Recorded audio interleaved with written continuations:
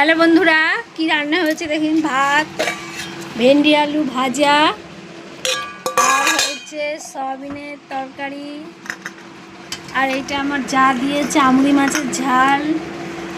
কি গো, বসো না কেন খেতে? হ্যাঁ, ভেন্ডি দিচ্ছি তোমাকে। আমার ভেন্ডি ভাজা দারুণ লাগে।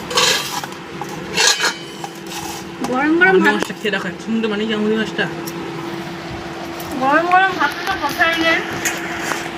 আমার আমুরি মাছ ভালো লাগে না, কিন্তু এত সুন্দর তরকারি মাছ আমার খেতে এত ভালো লাগলো। আমুরি মাছ ভালো হয়েছে? হ্যাঁ, তোর বাবার প্রিয় মাছ।